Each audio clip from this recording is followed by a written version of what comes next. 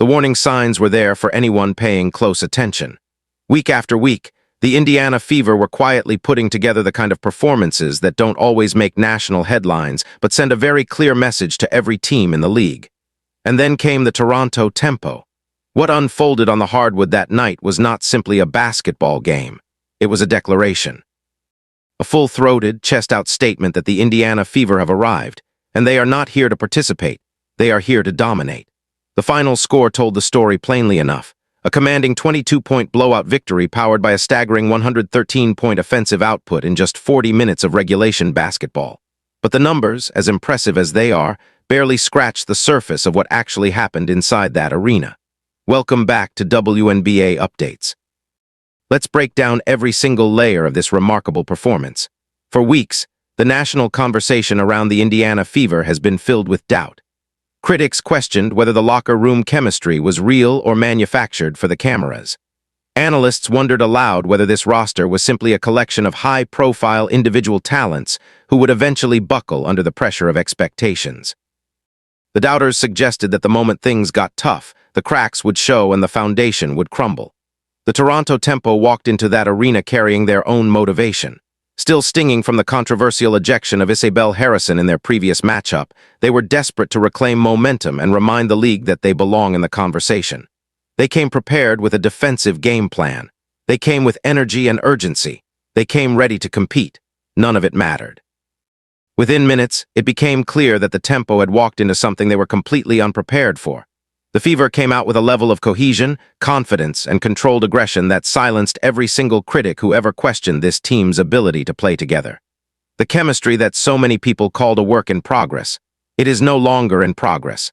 It is fully operational, sharply refined, and increasingly dangerous. Let's be direct about what Caitlin Clark did against the Toronto Tempo, because it deserves every bit of the attention it is going to receive. This was not just a good game. This was an MVP-level masterclass, the kind of complete, all-encompassing performance that defines careers and shifts narratives. She finished the night with a massive double-double, combining a significant scoring total with a jaw-dropping double-digit assist figure that had the entire building buzzing. But the raw statistics don't fully capture the way she controlled every single possession, every defensive rotation, every decision Toronto tried to make on the floor. Here is what separates Clark from virtually everyone else in the league right now. She is not just a scorer who happens to pass, and she is not just a passer who can occasionally score. She is both threats simultaneously, at an elite level, operating at the exact same time. That combination is virtually impossible to defend. The Tempo tried everything. They brought physical double teams the moment she caught the basketball. They trapped her the instant she crossed half court. They threw complicated rotations at her and dared her teammates to beat them. None of it worked, because when Clark saw the double team coming, she didn't panic, she smiled.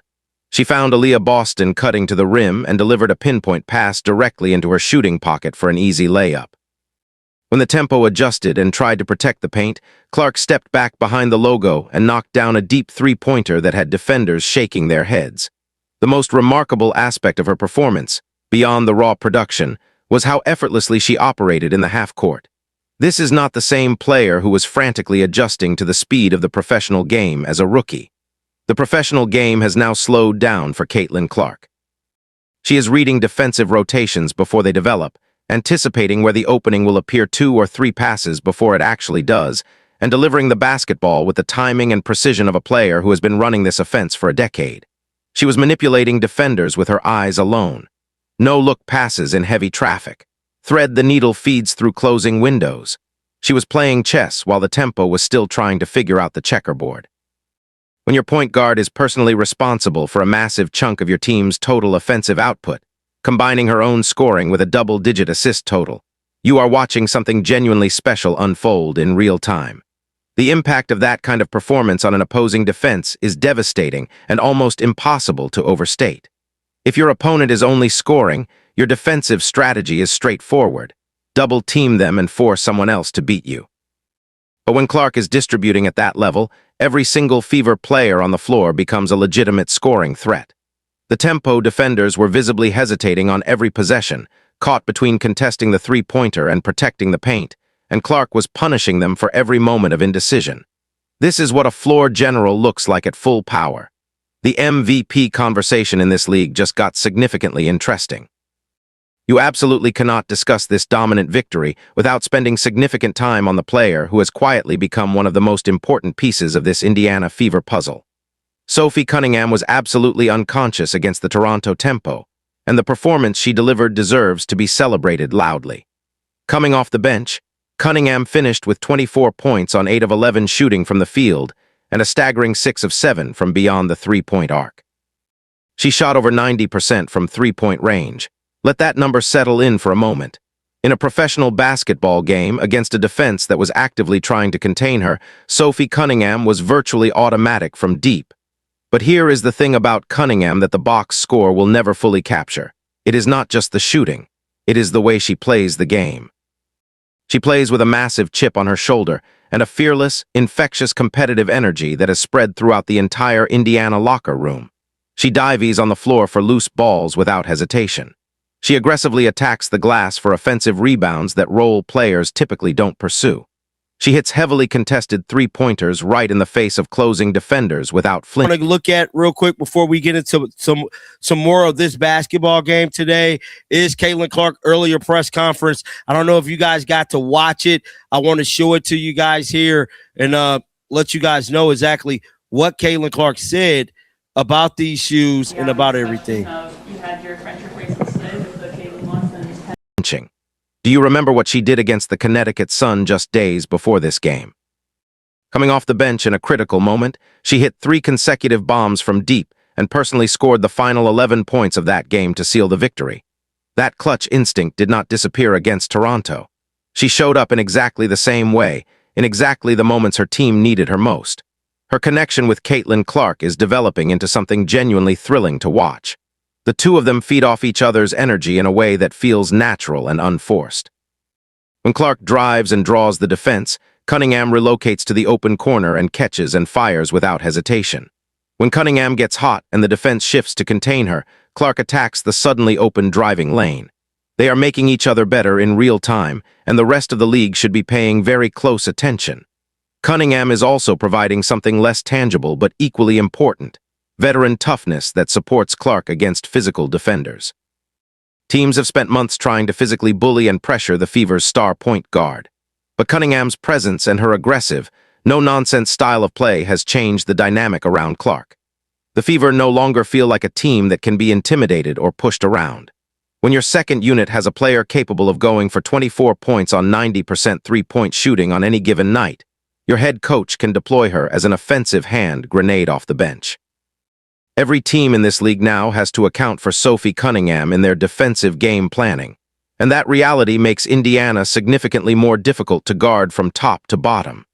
From a Toronto perspective, this night was a systemic breakdown at nearly every level. Their defensive rotations were visibly exhausted by the middle of the second quarter, chasing Clark and Cunningham around screens on the perimeter while simultaneously trying to protect the paint from Boston and the rest of the Indiana frontcourt. They were gassed. They were demoralized, and the Fever showed absolutely zero mercy. The Indiana transition offense was a particular nightmare for the Tempo. The moment Toronto missed a shot, the ball was in Clark's hands and the Fever were in full sprint. They ran Toronto completely out of the gym in the open court, turning every missed shot or turnover into easy transition opportunities before the defense could even set. By the fourth quarter, the Tempo looked defeated, not just physically tired, but psychologically worn down by the relentless pace Indiana was forcing them to maintain. The Fever's pick-and-roll actions were unstoppable all night, and Toronto struggled to close out consistently on three-point shooters across every rotation. When a team surrenders 113 points in a regulation game, it is not simply a rough defensive evening. It is a complete and total breakdown of defensive structure, and the Tempo had no timeout, no adjustment, and no personnel combination that could slow the Fever down. Now here at WNBA Updates, we keep it completely honest, so let's acknowledge the one area where the Fever still have genuine work to do. Indiana committed 17 turnovers in this game, and the Tempo converted nearly every single one of them into points. 15 points off turnovers for Toronto. That is simply not sustainable when this team eventually faces the Minnesota Lynx, or Las Vegas with Hamidou Diallo-level defenders who are going to capitalize on every single mistake. The Fever can paper over those turnovers with their offensive firepower right now, but against elite defensive teams later in the season, that sloppiness will be tested severely.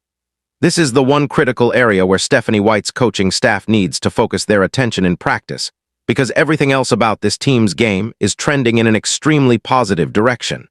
Speaking of the head coach, give Stephanie White her flowers right now, because she has absolutely earned them. The media questioned her rotations. Analysts second-guessed her defensive schemes. Commentators wondered whether she had the right system to maximize the talent on her roster. She ignored every bit of it and stayed completely committed to her vision. The run-and-gun, up-tempo offensive system she designed fits Clark and Cunningham perfectly, and the results are now undeniable on film. The locker room atmosphere, which was publicly doubted and dissected just a few weeks ago, looks genuinely cohesive and joyful right now. You can see it in how players interact on the bench, how they celebrate each other's shots, and how they defend each other in post-game press conferences. That kind of authentic team culture cannot be manufactured or faked. It has to be built, and White has built it. The Indiana Fever are no longer a team that opposing coaches file away in the middle of their scouting reports. They are a priority concern, a genuine threat, and increasingly a championship contender that the rest of this league needs to take completely seriously. Defensive game planning against this roster is a nightmare with no clean solution. Contain Clark's scoring, and she drops double-digit assists while her teammates feast.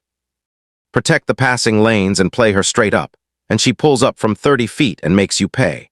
Somehow manage to contain the starting lineup, and Cunningham comes off the bench to hit back-to-back daggers and completely unravel everything you worked to build.